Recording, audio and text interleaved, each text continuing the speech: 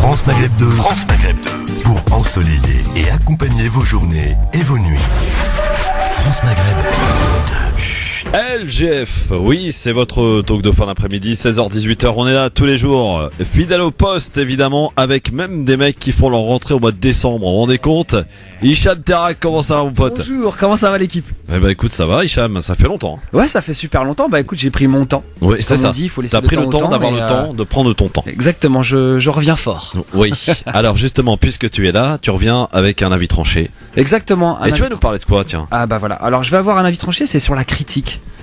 Tu sais, sur Internet, les réseaux sociaux, on a, bon, bien sûr, comme on le sait, ça a été, c'est la porte ouverte à beaucoup de choses aujourd'hui. Tu sais, quand tu postes une photo ou tu donnes un avis sur quelque chose, il y a malheureusement quelques règles qu'il faudrait respecter et c'est un grand spectacle et c'est malheureux. Enfin, pour moi, c'est un spectacle assez triste en fait quand tu lis les commentaires. Bon, voilà. Très bien. Le coup de cœur, Hicham?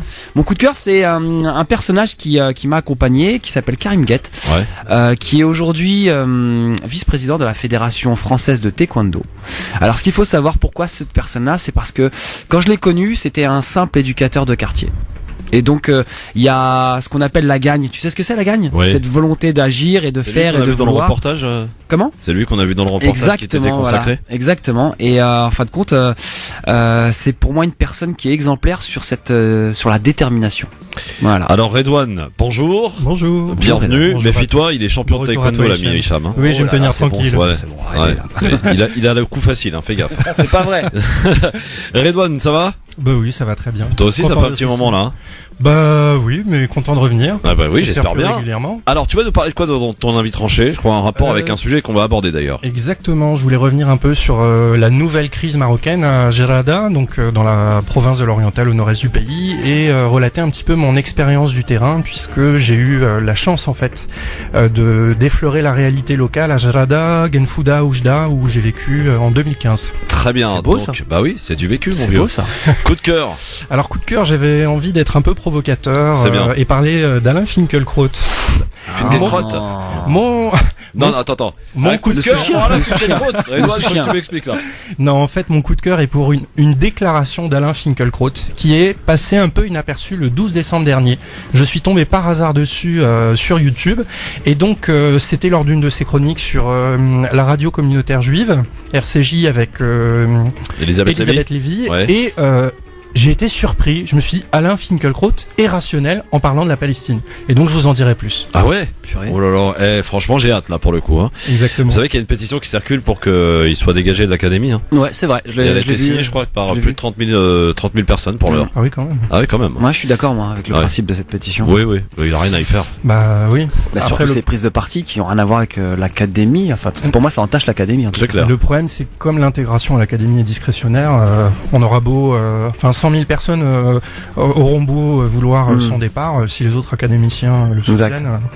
Bon, allez bien, le programme, messieurs dames, il est quelque peu varié. On va aller du côté de l'Arabie en passant par le Maroc et puis on terminera par parler d'une humoriste belge. J'espère que vous avez vu le film C'est tout pour moi de Nawel Madani. Pas encore. Toujours pas. Ben justement, on va en parler parce que moi je l'ai vu.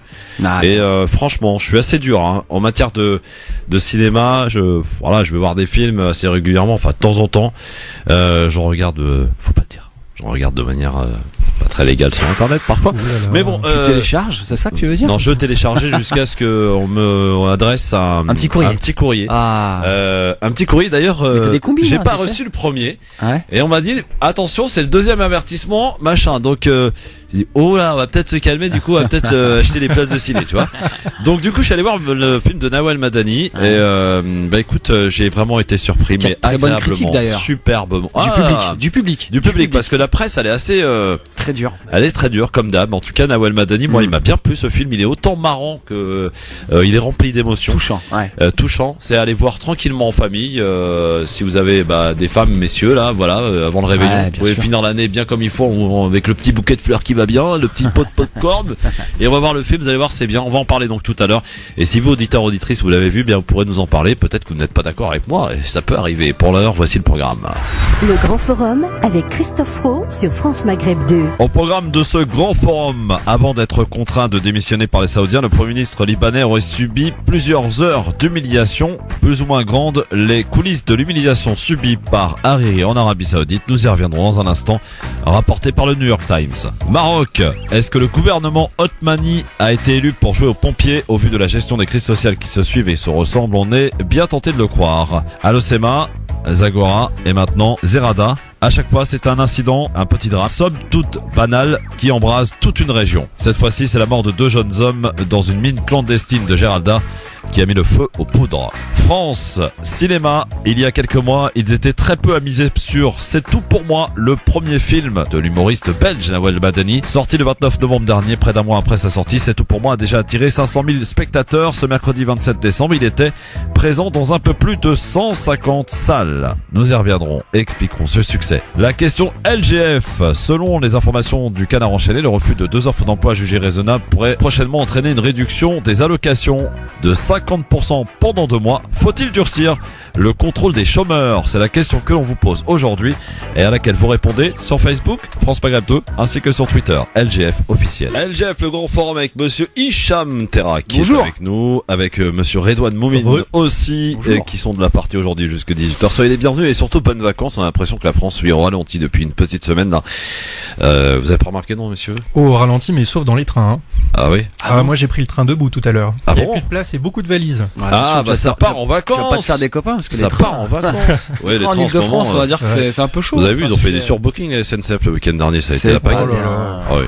Un jour, on en profitera, on fera une émission spéciale SNCF parce qu'il y a tellement à dire. Dans un train. Ouais, je suis d'accord. Allez, on prendra un TGV. Non, TGV sont bien lotis. On prendra un vieux train Corail, tu sais.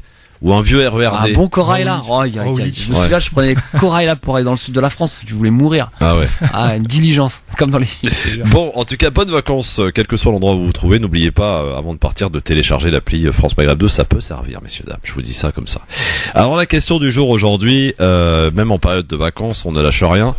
Selon les informations du Canard enchaîné, le refus de 2 offres d'emploi jugées raisonnables pourrait prochainement entraîner une réduction des allocations de 50% pendant 2 mois. Et définitivement, si récidive, faut-il durcir le contrôle des chômeurs? Hicham, tiens, ça fait longtemps. Alors, est-ce qu'il faut durcir le contrôle des chômeurs? Alors, pour ma part, sur le principe, moi, j'ai envie de dire non. Clairement, pourquoi? Parce que mettre la pression comme ça, je trouve pas ça très productif. Parce qu'après, tu sais, tout dépend de cette fameuse proposition où tu sais, quand tu refuses tu refuses des propositions, mais est-ce que ces propositions te correspondent?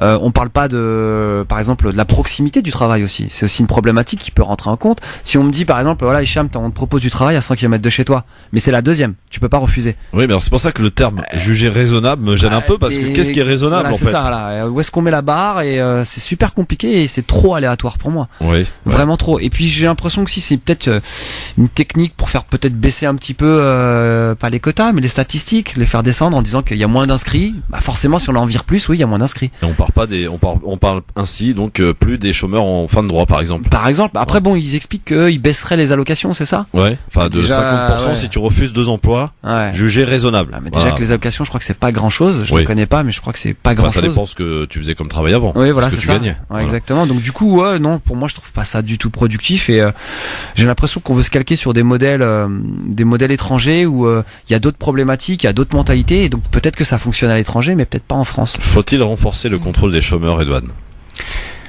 D'abord, c'est quoi une offre d'emploi? Ça, c'est la première question qu'on doit se poser.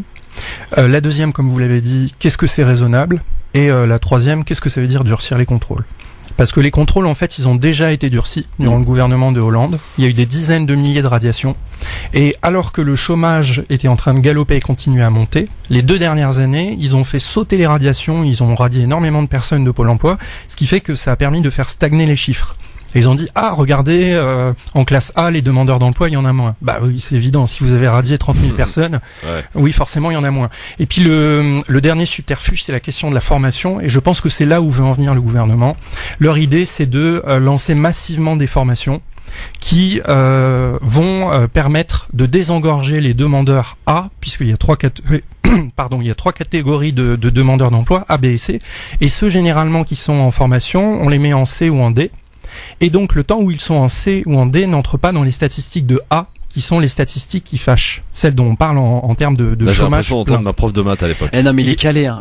Je suis choqué. A, B, C, X, Y, Z. Alors, pour aller plus simplement, si on te met la pression et on te dit, voilà, t'as 2 offres d'emploi, tu les prends pas. Ah bah non, je peux pas, c'est à 200 km, ou alors, ah bah non, j'ai pas les compétences. Bon, bah alors dans ce cas-là, soit tu fais une formation et on te met en catégorie C ou D, d'accord. Soit on te fait sauter la moitié de tes allocations. Ah d'accord, bon bah alors je vais faire une formation de grutier. Tac, et puis c'est parti pour 6 mois et tu vas faire une formation de grutier. Tu sais même pas si tu vas trouver du travail de grutier juste après. Mais eux, ça les arrange parce que pendant ce temps-là, le chiffre des demandeurs d'emploi, il baisse. Donc, je pense que c'est là où veut en venir aujourd'hui le gouvernement, parce que de toute façon, durcir les contrôles, ça va poser un autre problème, c'est qui est habilité à durcir les contrôles ? Qui est habilité à dire une offre d'emploi est raisonnable ? Sachant qu'aujourd'hui, il y a un vrai problème avec la formation des gens qui sont à Pôle emploi. Est-ce qu'un de vous deux est déjà passé par Pôle emploi ? Moi, oui. Moi aussi. 6 mois. Je suis resté 6 mois à Pôle emploi. Je suis resté 1 mois et demi. C'est vrai ? Respect. Je suis resté 3 mois et franchement, je suis arrivé avec mon CV. La dame en face de moi qui était tout à fait sympathique était juste perdue. Elle m'a dit écoutez, on va faire un bilan de compétences, mais elle savait pas trop quoi faire et pas trop quoi me donner. Non, je suis d'accord. Plus ou moins la même chose. Il a fallu que j'explique moi mon métier à la personne en face de moi et c'est elle qui prenait des notes. Et au final, elle savait pas trop quoi me dire. J'étais mort de rire. Et c'est juste catastrophique. Et on peut pas en vouloir à ces personnes-là d'être face à des personnalités complètement diversifiées avec des profils très spécialisés et leur dire bon bah on va trouver quelque chose de raisonnable. Ça veut dire quoi ? Ça veut dire quoi ? Exactement. Est-ce que aussi on doit peut-être faire un petit peu plus attention aussi au fait que le monde du travail évolue. Est-ce qu'on a en face de nous, par exemple, quelqu'un qui travaille à Pôle emploi, est-ce qu'elle est en mesure de comprendre qu'aujourd'hui, moi je sais pas, moi je cherche du métier, mais dans les mondes dans l'informatique ou dans l'audiovisuel ou dans la communication, on sait qu'aujourd'hui c'est ces métiers-là qui commencent à prendre de plus en plus d'ampleur. Et est-ce que en face de nous on a vraiment des réponses par rapport à ça ? Est-ce que dans la recherche aussi, dans la recherche, ça évolue aussi. Je pense que tu disais quelque chose d'intéressant en off, juste avant qu'on démarre. Juste avant qu'on démarre l'émission. Les chevilles n'ont pas désenflé depuis. Jamais. Tu disais juste avant qu'on démarre l'émission que finalement on avait un problème avec certains secteurs du monde du travail qui fonctionnent par cooptation ou par réseau et donc sont complètement indépendants de Pôle emploi. Sauf que quand j'ai plus de boulot, j'ai besoin d'allocation, donc je passe par Pôle emploi. Mais les réseaux par lesquels je travaille sont indépendants, donc je ne peux pas trouver et prouver directement à Pôle emploi que je cherche du travail. Et là va y avoir un vide en termes d'appréciation de la part de Pôle emploi. Je sais pas comment ça va gérer. Et le deuxième problème, c'est au niveau des formations. C'est bien de former les gens, mais à quoi on les forme et comment on les forme ? Est-ce que quand on a 55 ans et on a bossé dans une usine qui fabrique des barquettes d'aluminium à des postes hautement qualifiés pour le coup, qui nécessitent beaucoup de travail, beaucoup de spécialités, est-ce qu'on peut leur proposer de retourner dans le numérique ? Est-ce que c'est faisable ? Alors par exemple, tiens, si demain Tarek Pami décide de me virer, ce qui peut arriver, je veux dire, on n'est pas. Non, toi, on peut. Non, sûrement pas. Le pilier. Redouane, je sais que t'as regardé. Qu'est-ce que tu m'as trouvé comme boulot ? Alors j'ai regardé tout à l'heure, effectivement. Donc j'ai tapé radio dans Pôle emploi. Il y avait un seul résultat. Avec ça, je sais faire en même temps. Une annonce qui date d'il y a 8 jours. Donc pour former une initiation radio pour des jeunes de moins de 25 ans, c'est à Montpellier. C'est un CDD d'une semaine. Bon, Tarek Pami, je vous annonce que je resterai là. Continuez à vous embêter pendant longtemps. L'initiation déjà, tu sais que ça part. C'est chaud. Mais tu sais qu'il y a il y a aussi dans le terme de la recherche d'emploi, faut pas penser que Pôle emploi.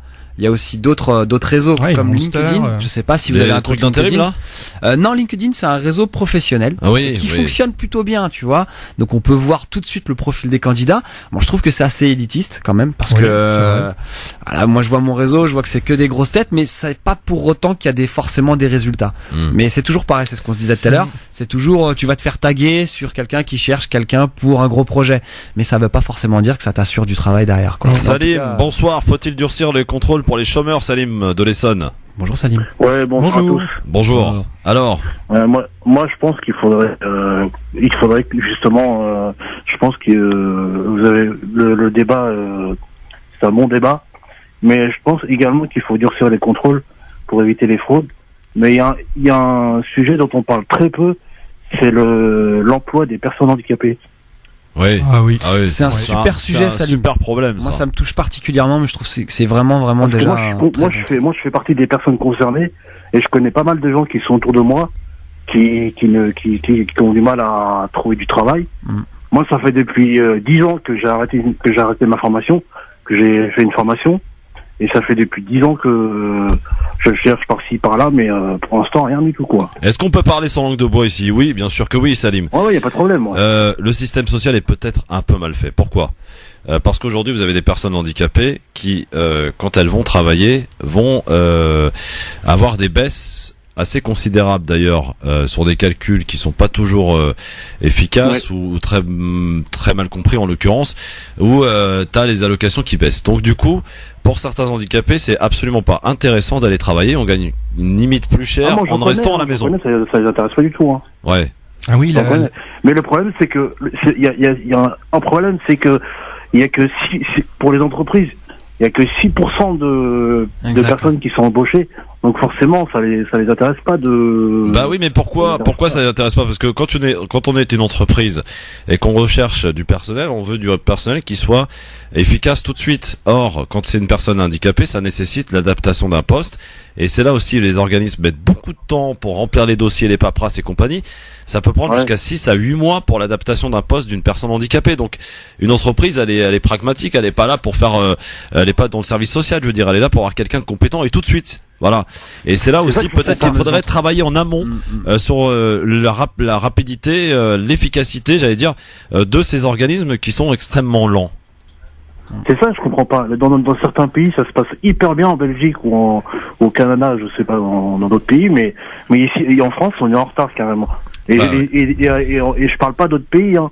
Je parle de certains pays où, moi j'ai vu dans notre reportage, par exemple, bon ici au niveau des allocations, on est mieux lotis, mais je parle de personnes handicapées en Algérie, ils touchent 3000 dinars par mois. 3000 dinars par mois, c'est rien du tout, c'est 20 euros quoi.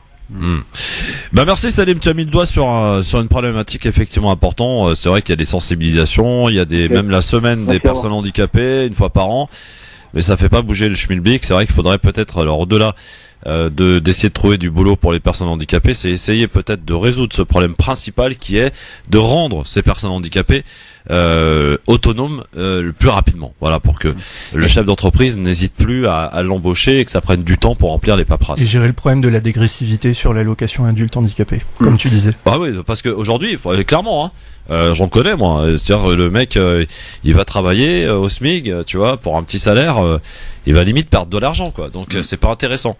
Donc faut réfléchir à tout ça et c'est vrai qu'il y a du boulot. Et puisqu'on parle des personnes handicapées, moi j'ai toujours une pensée lorsque je prends le métro et que j'ai mes deux jambes. Alhamdoulilah, qu'est-ce qu'il y a d'adapté pour les personnes handicapées aujourd'hui? C'est ça, rien. C'est énorme. Alors c'est vrai que les nouvelles gares, les nouvelles stations, effectivement, elles le sont, mais pas toujours. Mais aujourd'hui, là, la station de métro qu'on a à côté de la radio, une personne en fauteuil roulant ne peut pas prendre le métro. Impossible. Donc c'est juste pas normal, quoi. Donc ça a été réfléchi beaucoup trop tard. Faut demander à Hidalgo, c'est ça? Oui, Hidalgo, ouais. Bon, alors, le nombre de demandeurs d'emploi sans activité a diminué, messieurs, de 0,8% en novembre, pour s'établir à 3,7 millions de personnes dans toute la France, selon les chiffres mensuels de Pôle emploi publiés hier soir par le ministère du Travail. C'est dans ce contexte de légère baisse que le gouvernement français donc envisagerait des sanctions plus sévères pour les chômeurs, selon une note du financière du ministère du Travail dévoilée hier par l'hebdomadaire satirique Le Canard enchaîné. Un demandeur d'emploi qui ne chercherait pas assez activement du travail ou qui refuserait une formation et 2 offres jugées raisonnables, eh bien, verrait ses allocations diminuer de moitié pendant 2 mois, puis suspendues, là encore pendant 2 mois, en cas de récidive. Ces pistes de travail sur lesquelles planche le gouvernement ont provoqué un tollé au sein de l'opposition. Emmanuel Macron a réagi aux informations du Palmipède et d'une certaine manière, le président a confirmé les mesures à venir. Le chef de l'État en appelle à la responsabilité collective et appelle à ne pas faire de raccourcis stigmatisants visant les personnes sans emploi. Écoutez le chef de de l'État sur les pistes de ski. Chacune et chacun a sa part à mettre dans cet édifice. C'est ça qui est aussi important. Donc c'est un appel à la responsabilité collective.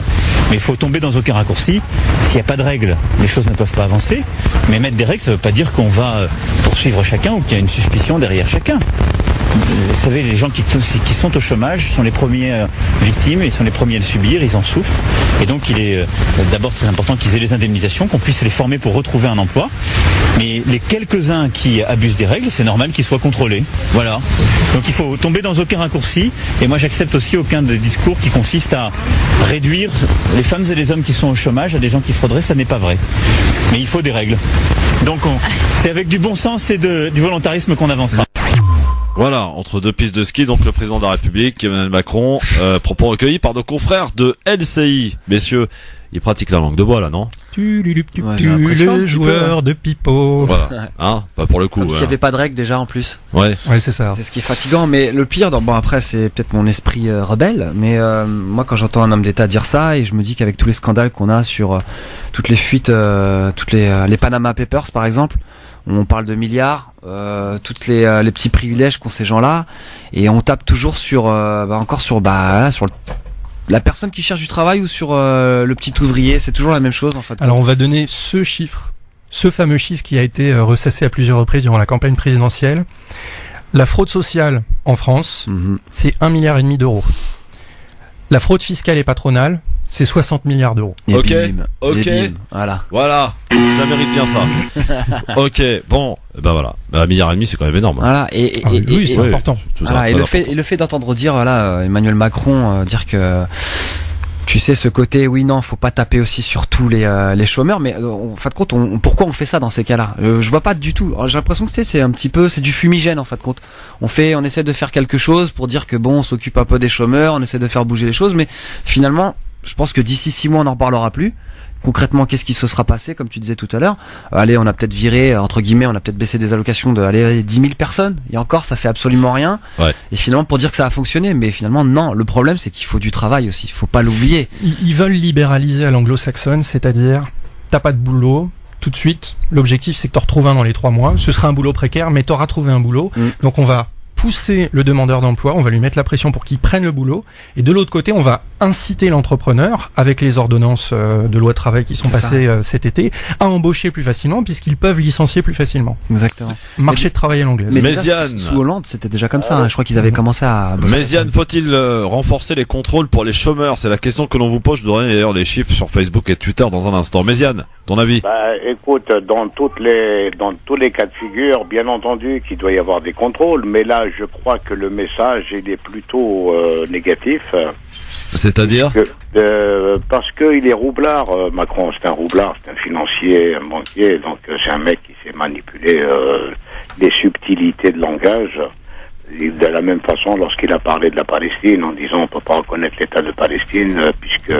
Non, il a pas dit ça, il a dit je reconnaîtrai l'État de Palestine au moment opportun. Oui, non, mais c'est une façon de repousser un peu plus loin, c'est-à-dire, on va circuler, il n'y a rien à voir, pour le moment, je peux pas prendre de décision, voilà, je reconnaîtrai, sachant très bien que ça n'arrivera jamais.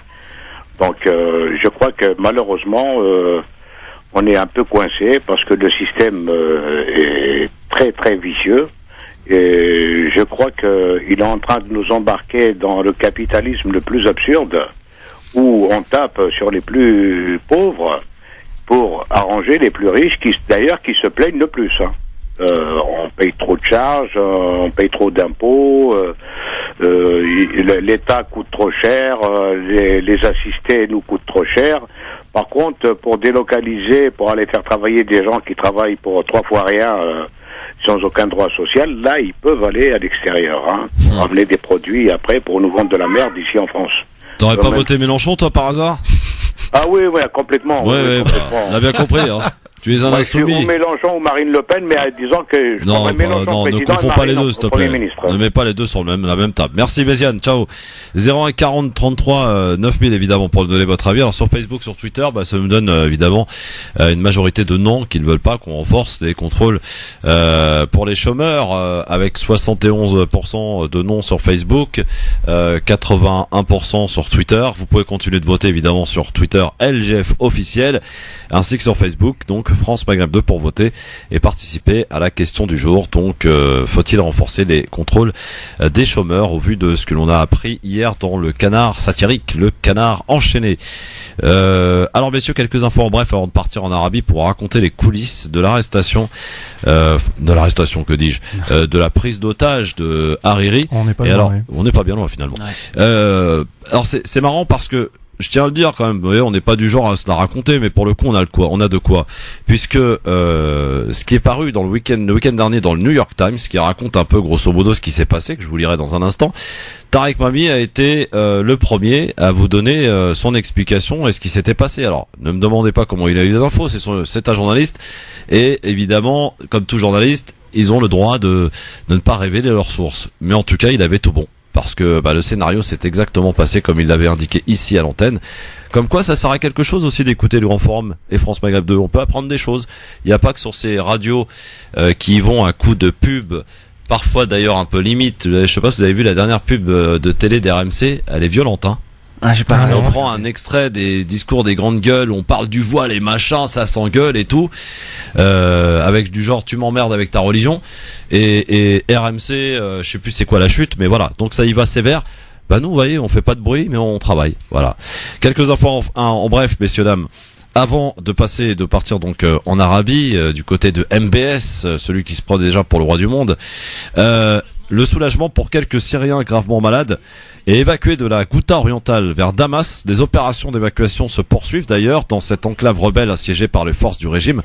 Hier soir, 12 personnes dont des enfants ont pu être transférées dans des hôpitaux de la capitale syrienne. Un chiffre dérisoire au vu des 400 000 personnes qui vivent dans ce secteur en proie à une grave crise humanitaire. L'ONU voudrait que les autorités syriennes facilitent les évacuations de plusieurs centaines de civils. Tiens, Redouane. C'est pour toi ça. La Ghouta orientale, c'est vraiment le drame humanitaire depuis un peu plus d'un mois. Donc, franchement, je ne veux pas dire d'erreur, mais mon impression personnelle, c'est que comparé à tout ce qu'on a pu dire sur la crise et le siège d'Alep à l'époque, ce qui se passe dans la Ghouta orientale, sur le plan humanitaire, est vraiment dramatique. Actuellement, donc on a une vraie famine avancée, on a une crise notamment. Mais qui est responsable ? C'est le régime de Damas. Ouais. Ça c'est évident puisque le siège empêche les convois humanitaires ou alors les fait passer au compte-gouttes pour faire donc traverser médicaments, alimentation, etc. auprès de la population. On a donc un faisceau de milices très diverses qui contrôlent la Ghouta orientale. Donc il n'y a pas vraiment d'unité des groupes rebelles entre eux. Mais par contre la population est la grande perdante du conflit entre les deux et ça fait partie en fait de la stratégie du régime de Damas qui est on enferme, on bombarde et une fois que vraiment le drame humanitaire est avancé, les populations n'en peuvent plus, hop, on les rapatrie, on les sort et petit à petit on crée un no man's land, une zone où il ne va plus rester que des combattants et à la fin en fait c'est techniquement ce qui va se passer avec la Ghouta orientale d'ici 6 mois.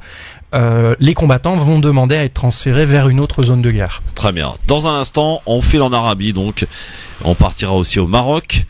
Et puis on parlera de cinéma pour terminer tout à l'heure avec Nawel Matani. Sans oublier, dans un instant, l'avis tranché de notre ami Hicham Terra qui va nous parler des réseaux sociaux et des commentaires parfois exacerbés ou exacerbants. À tout de suite. Merci d'être avec nous en direct sur votre radio France Maghreb 2, le LGF avec Hicham Terrak, avec Redouane Moumine. Et ça faisait un petit moment qu'on n'avait pas eu le loisir d'écouter, de déguster, d'apprécier les avis tranchés d'Hicham Terrak. Eh bien, c'est chose faite, rattrapé. C'est parti, jingle.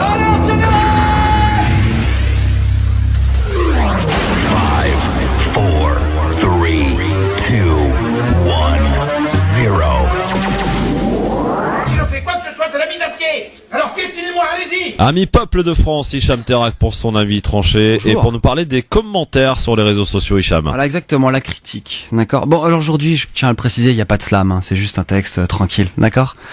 Bonjour à toutes et à tous. Comment allez-vous, chers auditeurs et chères auditrices? Pour cette petite chronique qui fait office de rentrée en fin d'année, je me suis dit que j'aborderais le sujet classique des résolutions pour l'année prochaine. Que nenni. Non, chers auditeurs et chères auditrices, je ne céderai pas au chant des sirènes de la facilité. Non, j'aime l'aventure, les défis, j'aime comprendre et explorer. C'est pourquoi aujourd'hui je parlerai d'un sujet conflictuel. Et oui, monsieur, dame, aujourd'hui un grand mal sévit sur les réseaux sociaux. La critique. Oui, la critique. Qui n'a pas déjà donné son avis sur un article, un film, un livre ou tout simplement une photo ou un fait d'actualité? Eh bien tout le monde, c'est bien le principe. On aime, on partage, on commente. Mais, car il y a toujours un mais, il y a une certaine catégorie de la grande population d'internautes qui n'en reste pas là. On peut les appeler les haters, littéralement ceux qui haïssent. Ils donnent leur avis sur tout et tout le monde. Malheureusement, la plupart du temps, sans fondement. Ils cassent, blessent, insultent gratuitement. Ils frappent à l'aveugle. L'objectif, se faire remarquer peut-être, ou tout simplement faire du mal ou toucher le Saint Graal, le buzz. Le pire, c'est que cette personne, on ne lui a jamais rien demandé en fait. Quand on lui demande pas son avis, normal, vous me direz-vous. Sur le net, tout le monde est connecté, sans limite, tout le monde peut échanger. Sauf qu'à un moment, c'est bien de critiquer, mais seulement lorsqu'on apporte sa pierre à l'édifice. Et oui, c'est ça une critique constructive. En général, la critique peut prendre la forme d'une question ou tout simplement une appréciation. Mettons-nous à la place d'un réalisateur, un chanteur, un écrivain, un comédien, un créatif ou même un sportif. Et imaginez-vous qu'en un instant, on écrive un commentaire sur sa dernière actualité. 2 points, ouvrez les guillemets. Franchement, c'est nul. Ah ouais, c'est pourri. Complètement naze. Ou encore des moi j'aurais fait ça. Moi je l'aurais jeté en l'air. Je l'aurais jeté en l'air celui-là. Bon, vous l'avez bien compris, vous voyez de quoi il en retourne. Donc lorsqu'un film sort au cinéma, merci de ne pas spoiler. Si le film ne te plaît pas, inutile de dégoûter les autres. Ce n'est pas parce que tu n'as pas aimé que le film est mauvais. Attention, ça c'est très important. Si le classico de foot t'a déçu, par pitié, ne te transforme pas en footix. Tu sais, sous le maillot de ce joueur qui a coûté des millions d'euros, il y a un petit cœur qui bat. Donc l'insulter lui et son équipe, et même sa famille, ça n'apporte rien, et surtout, ça ne changera pas le score au final. Si un chanteur meurt, par exemple, que tu as aimé ou non son style, sa discographie, ou non, épargne-nous de tes commentaires. Vu que tu ne faisais pas de commentaires sur lui de son vivant, alors tu comprendras qu'il faut arrêter de commenter comme un malade pour rien. Alors passe ton chemin, gamin. Oui, c'est facile de parler derrière un écran, de prendre position, de toujours avoir raison. Mais, mes amis, dans la vraie vie, les règles sont bien différentes. Pour terminer, chers auditeurs et chères auditrices, mes petits conseils pour être heureux sur les réseaux sociaux et ne pas trop vous exposer. En 1, évitez de trop raconter votre vie privée. Tous les souvenirs ne se partagent pas. En 2, évitez d'aborder des sujets que vous ne maîtrisez pas. Pourquoi ? Parce que vous ne les maîtrisez pas justement. En 3, avant de poster un commentaire, vérifiez bien les fautes d'orthographe, la syntaxe, la tournure de phrase, et surtout si les mots que vous écrivez existent bien. On rigole, mais on est quasiment en 2018 et je saigne du nez quand je lis certains commentaires. Et pour finir, en 4, assurez-vous que votre commentaire ne soit pas blessant, qu'il soit utile et surtout constructif. Et merci beaucoup. Merci Hicham pour cet avis tranché de rentrée en ce mois de décembre. Redouane, toi qui es un peu sur les réseaux sociaux de temps en temps, tu es assez d'accord avec Hicham? Je finis de filmer, j'arrive. il est embauché, il a été embauché. Ouais, attends, chacun se travaille dans cette émission, hein. Exactement. Pas de raison. Hein. C'est un boulot à plein temps. Ah bah attends. Plein temps. C'est pour ça que j'ai désactivé mon compte Facebook parce que j'en pouvais plus en fait. Un suicide numérique. Des commentaires des gens parce qu'au bout d'un moment, il y a une forme d'épuisement qui s'installe. On est épuisé par tout ce qu'on lit, par les commentaires, beaucoup de réactions insipides, violentes, blessantes. Et c'est pour ça que je suis sur Twitter également, mais c'est pour ça que je passe de moins en moins de temps également sur Twitter parce que on est rapidement pollué quand on cherche de l'information. Malheureusement. Ouais. Et faut être dans les bons groupes sur WhatsApp. Ça c'est bien. Exactement. Non, puis la problématique aussi de la critique sur Internet, c'est que aujourd'hui tout le monde peut critiquer, tout le monde peut poster quelque chose. Sauf que tu sais quand je te dis, par exemple, n'aborde pas des sujets que tu ne maîtrises pas. Ouais. C'est pas anodin, c'est que t'as des personnes qui vont se permettre de jouer les théologiens, c'est le terme, c'est ça, ouais, c'est ça, ouais, exactement. Les ou les politologues, alors que les gars, tu sais, ils ont un niveau, mais tu sais, le niveau d'une huître, tu vois ce que je veux dire. Et tu sais, des fois, tu tombes sur des réflexions ou des choses qui, tu sais, comme tu dis, ça pollue. Et par exemple, on en parlait tout à l'heure, et je pense qu'on va en parler tout à l'heure, le film de Nawel Madani.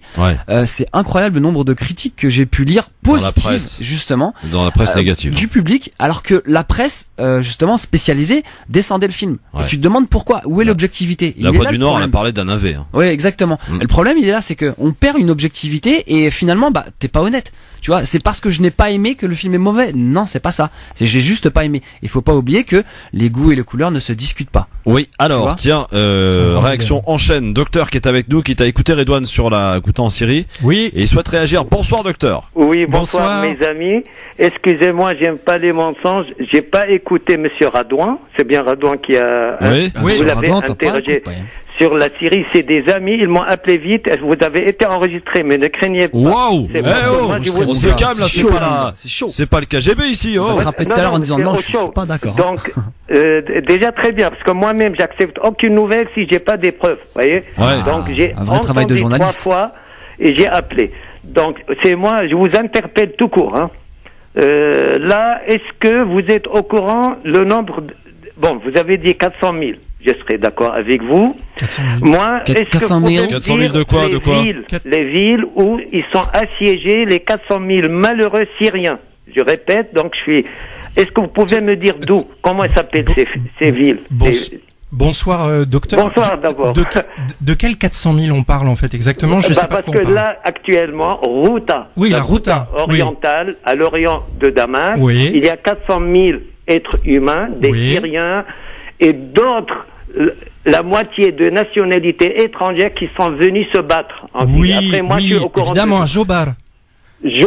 Oui, évidemment. Mais et Moukhayam el-Yarmouk, c'est important. Moukhayam el-Yarmouk, ça veut dire le camp palestinien de Yarmouk, où il y a tous les frères musulmans. Oui, il y a surtout Daesh à Yarmouk. Qui sont battus, il en reste quelques-uns maintenant. Bon, et il y a pas mal d'autres nationalités. Est-ce que vous pouvez me dire la faute à qui? Parce que j'ai entendu ce que vous dites. Partiellement, je suis d'accord avec vous. Vous pouvez me dire sur quoi vous basez sur les fautes? Docteur, je n'ai pas été plus loin dans mon explication puisque j'ai un super animateur en face de moi qui me fait des signes et d'accord.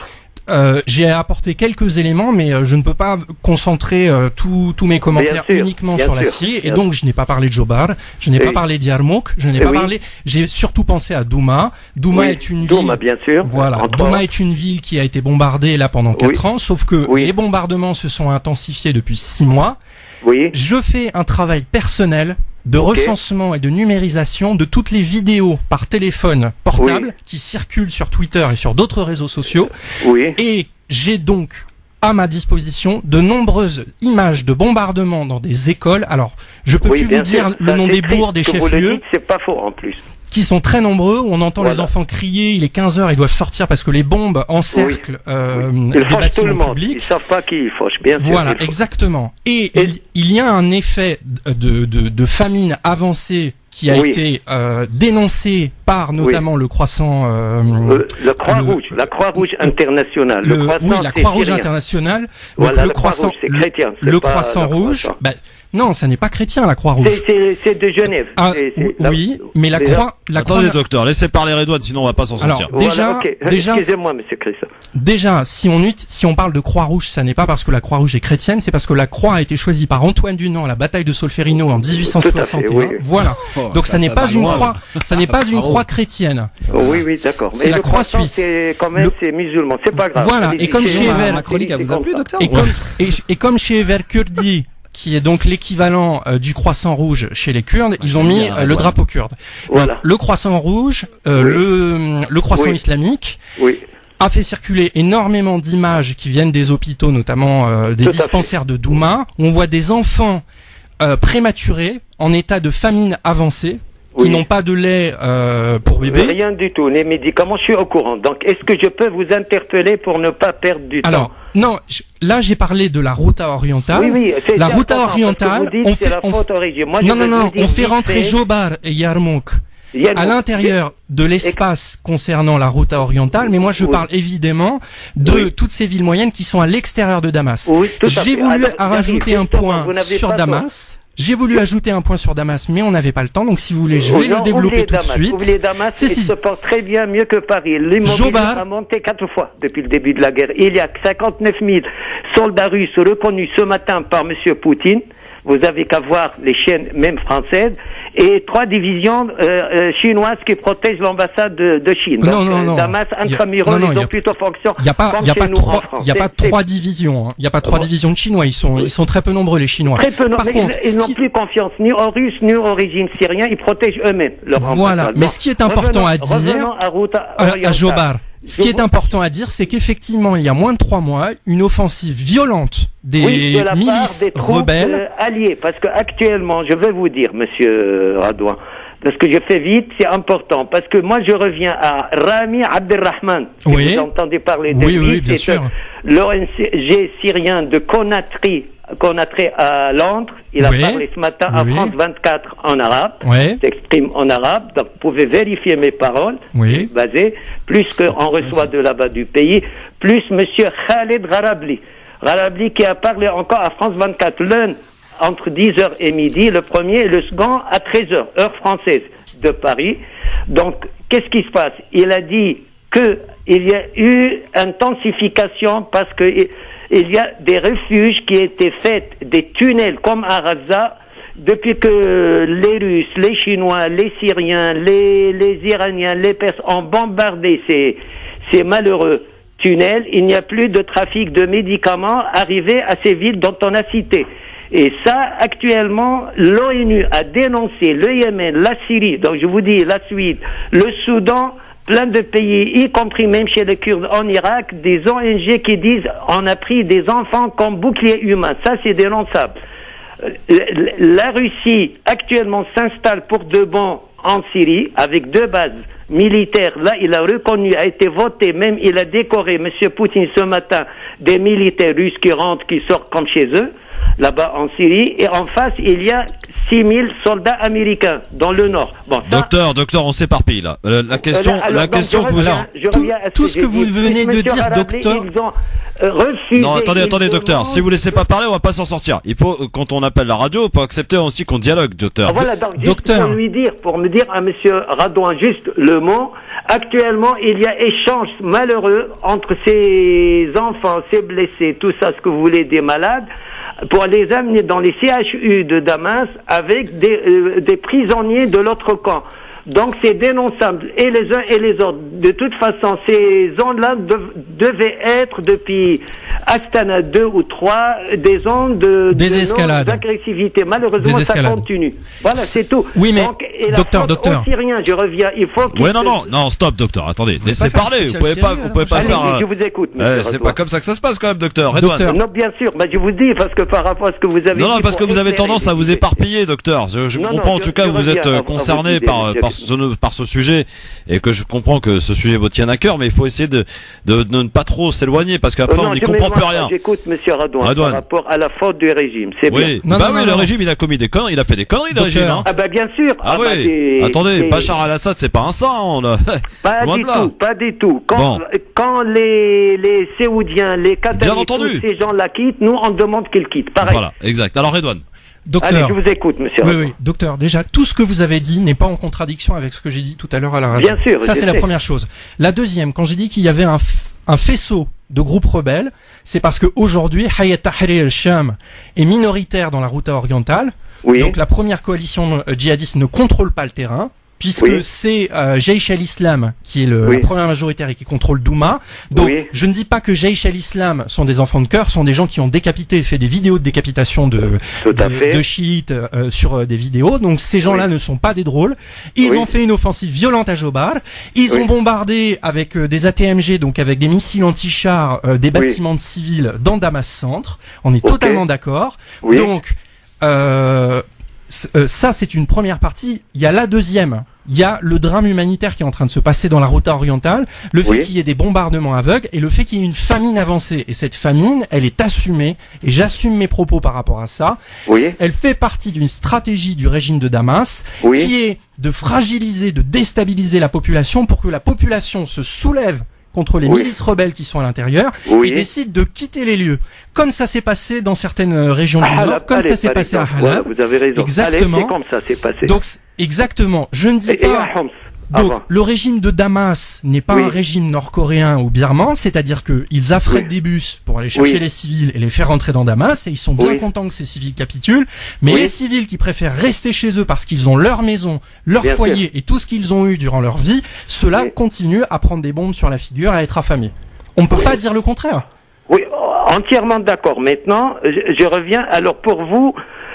Là, je deviens d'accord. C'est le régime avec ses alliés, ce que vous voulez, libanais, iraniens, russes, tout ça, chinois, nord-coréens. On est d'accord. Même Venezuela, il y en a. Vous voyez, des humanistes. Exact. Et de l'autre côté, il y a, comme par hasard, les alliés des sunnites fanatiques. C'est leur problème. Et il y a l'OTAN. En tête les États-Unis et tous les pays occidentaux, plus les gens qui sont en faillite des pays du Golfe. Maintenant, nous, on a toujours parlé des humanistes et des humanitaires, c'est important les deux termes, dos à dos, l'ensemble. Et juste je termine par ça, s'ils étaient sincères, et le régime pan-arabique, de toute façon, il n'a jamais été sincère depuis 50 ans, parce que c'est les synonymes de ce qui était Nasser, Boumediene, tout ça, ils étaient mieux que lui, que le parti basse de la famille Assad, et en même temps, s'ils étaient sincères, les musulmans, sunnites, tout ce que vous voulez, et ainsi de suite, pourquoi actuellement, pour aller juste, je vous avance ça, vous allez vérifier ce que je vous dis, il y a ce qu'on appelle Souchi, ça va être 2 ou quelque chose comme ça, où il y a les Turcs, quand même, c'est des musulmans sunnites, avec les Perses, ou je sais pas qui, les Russes, vont amener 30 divisions syriennes, et ben le régime, alors ouvrez bien vos oreilles, et les sunnites sont d'accord d'éliminer les Kurdes qui constituent 22% des Syriens. Donc la guerre ne terminera jamais. Alors que bien sûr qu'elle terminera jamais. Et aujourd'hui, la Fédération du Nord contrôlée par Kurdes et Arabes contrôle comme otages les uns et les autres. Mais dire que le régime et les autres c'est des anges, c'est faux. Mais c'est pas ce que j'ai dit, docteur. Jamais. J'ai pas dit ça, jamais ce genre de propos a été tenu ici. On a parlé de bombardement dans la Roucha. Monsieur Christophe, parce que là, on est triste de tout ce qui se passe. Non, mais d'accord, mais faut pas non plus transformer nos réalités. Aujourd'hui, il y a des bombardements dans la Routa orientale. Il y a des écoles qui sont visées. Ça n'est même pas les Russes qui bombardent, puisque ce sont des barils à explosifs. C'est la main de l'armée de l'air de Bachar al-Assad. Ça n'est même pas les Russes. Donc voilà, il y a des bombardements. À ce moment-là, il y a quelques minutes à la radio, on a parlé de bombardements. J'ai dit ce que j'en pensais et ce qu'il en était. Voilà, entièrement d'accord. Maintenant, si les autres étaient sincères, l'OTAN, il bombarde le palais présidentiel à Damas. C'est tout.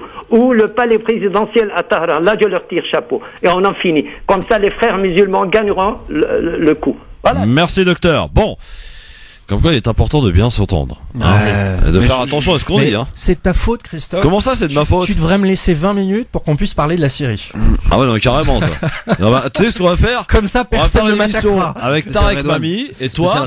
Comme ça, vous aurez 3 quarts d'heure chacun, et puis vous pourrez débattre ensuite. Quand on aborde ce sujet, on a besoin de beaucoup de nuances. Il faut beaucoup de nuances, donc Eh ben, justement, tiens, puisqu'on parle de Poutine, vous savez que ce matin, le président Poutine a fait l'éloge aujourd'hui du rôle crucial de la Russie dans la défaite des djihadistes en Syrie, où le groupe Daesh a perdu la quasi-totalité de son territoire. Poutine s'attribue, lui, la victoire sur l'organisation de Daesh. Est-ce qu'il a raison, Edouard? C'est Poutine. C'est Poutine. En un sens, ils ont participé à la victoire. Ils ont eu un rôle non négligeable, et certains diraient, pas moi en tout cas, qu'ils ont eu un rôle majeur. Après, faut pas oublier quand même qu'il y a une coalition de 120 pays qui s'est mis contre Daesh et 60 qui ont bombardé quotidiennement les positions de Daesh. Bon. Alors, il faut qu'on avance, messieurs, puisqu'on est un petit peu en retard. Évidemment, je vais vous raconter un petit peu ce que raconte le New York Times sur la visite de Hariri en Arabie Saoudite. Je rappelle et précise qu'ici, on était 2 jours après cette prise d'otage en Arabie Saoudite de Hariri. Tarek Mami nous avait dévoilé un petit peu ce qui s'était passé. À peu près ce que raconte le New York Times à quelques mots près, mais en gros ça ressemble vraiment à ça. Donc vraiment chapeau l'artiste pour le coup. Bravo à alors bravo. Donc une affaire qu'on a déjà évoquée effectivement donc sur France Maghreb 2 avant d'être contraint de démissionner par les Saoudiens, le Premier ministre libanais aurait subi plusieurs heures d'humiliation plus ou moins grandes. Le week-end dernier, le New York Times révèle comment le Premier ministre libanais a donné, depuis l'Arabie Saoudite, sa démission en novembre dernier, avant de revenir sur sa décision, vous le savez, une fois de retour dans son pays, après avoir être passé par Paris d'ailleurs. Saad Hariri avait à l'époque lu un texte à la télévision saoudienne. Selon le journal américain, le Premier ministre libanais a ensuite continué de subir une longue suite de petites et grandes humiliations de la part du prince héritier MBS. Tout a débuté le matin du 4 novembre. Saad Hariri est alors invité à se présenter de bon matin dans les bureaux du prince héritier. Pensant partir faire un trip dans le désert, Hariri s'habille en jean et en t-shirt. Mais dès son arrivée, on lui arrache ses téléphones portables, on le met à l'écart. Hariri est ensuite poussé, insulté par des officiers de la sécurité qui lui intiment l'ordre de lire sa lettre de démission au peuple libanais via la télévision saoudienne. Selon le New York Times toujours, les Saoudiens, qui avaient d'ailleurs appelé leurs citoyens à quitter le Liban quelques jours après avoir mis Saad Hariri en résidence surveillée, voulaient que Hariri des aides à mettre le Hezbollah à l'index, notamment au Liban. Pour cela, le royaume a des moyens de pression sur Hariri, dont le père Rafik a fait fortune, soutenu d'ailleurs par l'Arabie Saoudite. Mais pourquoi Saad Hariri s'est-il rendu en Arabie Saoudite de son plein gré? Selon le New York Times, le 3 novembre, Hariri avait rencontré un haut responsable iranien, Ali Akbar Riyati. Ce dernier avait renoué les bonnes relations entre le Liban et l'Iran. Hariri avait alors reçu un message du roi saoudien lui intimant l'ordre de venir maintenant. À son arrivée à Riyad, Saad Hariri attend le roi d'Arabie Saoudite de 18h à 1h du matin. En vain, il est alors invité le lendemain pour ce qu'il croit être d'ailleurs une sortie donc dans le désert. Tout s'enchaîne alors. Que s'est-il passé entre ce moment-là et la démission en direct du Premier ministre libanais? Un proche de Hariri lui aurait demandé des détails. Le Premier ministre aurait refusé de les donner, décrivant simplement c'était pire que ce que vous pouvez imaginer. Voilà un petit peu les coulisses racontées dans le New York Times des humiliations de l'Arabie Saoudite sur Saad Hariri, des humiliations qu'on vous avait révélées donc sur France Maghreb 2 à peine un jour après. Redouane, ça t'étonne ou pas? Alors moi je suis personnellement stupéfait puisque quand on a commencé à en parler à la radio, je ne croyais pas trop à la version qu'avait apportée Monsieur Mamie. Je me suis dit ça doit être une des versions qui doivent circuler dans les réseaux, et en fait Monsieur Mamie avait totalement raison, a su nous expliquer en détail avant tout le monde ce qui s'était passé. On peut nous rappeler ce qui s'est passé alors justement pour je viens de le dire là. Non mais les humiliations, je veux du les humiliations, c'est-à-dire que le Saad Hariri arrive reçu par MBS, il enlève ses téléphones portables, on lui insulte sa mère et toute sa famille, et on lui probablement menacé de faire quelque chose à ses enfants. Voilà, on lui ordonne le fait de lire sa lettre de démission en direct à la télévision pour qu'il démissionne, parce qu'il aurait rencontré effectivement un responsable iranien auparavant, et ça aurait évidemment déplu aux Saoudiens. Et après évidemment il est passé par Paris parce que Macron était en tournée dans la région à l'époque. Il est venu faire rapidement un petit tour à Riyad pour les convaincre de relâcher Hariri, et il est passé donc par Paris, ensuite retourné au Liban, et au Liban il a tout simplement dit qu'il revenait sur sa démission, et aujourd'hui il est toujours Premier ministre du Liban. Donc les Saoudiens ont perdu sur toute la ligne pour le coup. Redouane. Complètement. Donc personnellement, je me suis trompé sur toute la ligne. J'ai pensé que c'était une mise en scène, pas du tout. Et finalement, on peut le dire, le rôle de la France a été vraiment déterminant. On ne sait pas ce qui a pu se passer en diplomatie de couloir, mais probablement qu'Emmanuel Macron a dû mettre un gros coup de pression. Et moi, je suis surtout stupéfait par la bêtise de l'Arabie Saoudite. Et c'est pour ça que j'en revenais pas. Je me suis dit, mais comment faire une chose pareille, sachant que c'est probablement une erreur de stratégie de la part de MBS, qui se sent déployer ses ailes actuellement en relations internationales, faire un peu ce qu'il veut avec le Qatar, avec ses voisins. Il part un peu dans tous les sens, et probablement qu'il s'est dit je vais pouvoir défaire un Premier ministre comme ça sans que le peuple de son pays ne réagisse. Et ça paraît complètement insensé, et finalement voilà, il a tout perdu. Le Hezbollah a gagné en influence à travers cette affaire. Il a réussi à unir les chrétiens du Liban, ce qui n'est pas arrivé depuis 15 ans sur une question internationale. Ils se sont tous mis d'accord en disant on a besoin de notre Premier ministre et on est contre l'Arabie Saoudite. Et il a perdu le soutien des quelques alliés qu'il avait dans la communauté sunnite au Liban. Donc l'Arabie Saoudite a perdu toute influence au Liban. C'est clair. Et ce pauvre Saad Hariri, qui avait peu d'influence, qui s'était complètement retrouvé mansardé dans la politique libanaise parce qu'il avait peu de pouvoir, se retrouve sur le devant de la scène comme un interlocuteur privilégié que tout le monde souhaite consulter, et il est dans les petits papiers du Hezbollah. Donc, c'est lui qui a gagné pour le coup. Il en est sorti renforcé. Happy end pour Saad Hariri et pour les Libanais en général. Et énorme défaite pour l'Arabie Saoudite et le camp anti-iranien. Hicham, c'est pas un film hollywoodien dont on parle. Hein. Non, c'est un film, réel, maghrébin, non. non, arabe. Film arabe. Ouais. Arabe. Mais en fin de compte, c'est encore une fois, alors peut-être que je suis un peu hors sujet, mais il y a pour moi encore cette, comment dirais-je, tu sais, ce prisme sur lequel on a tendance à voir le monde arabo-musulman, cette unité qui n'existe pas. Ouais. Et comme tu le dis, il y a une diplomatie de couloir, de dessous de table même, je pense. Et j'arrive pas à comprendre pourquoi on en est encore à aller, comment dire, mettre en avant, tu sais, des nationalités. On parle de religion aussi, bien sûr, parce qu'on parle de sunnites, on parle de chiites. À croire que le monde arabo-musulman, alors on va retirer le monde musulman, on va retirer arabe. J'ai l'impression que ça se limite qu'à ça, en fin de compte, des guerres de pouvoir. Qui va contrôler quoi? Qui va contrôler qui va avoir de l'influence sur qui? Et là, voilà, avec un MBS qui vient d'arriver, qui veut rebattre les cartes, on a l'impression que c'est... Je viens de recevoir un appel du palais saoudien qui me dit que c'est l'heure de la pub. D'accord, ok. Bon, merci.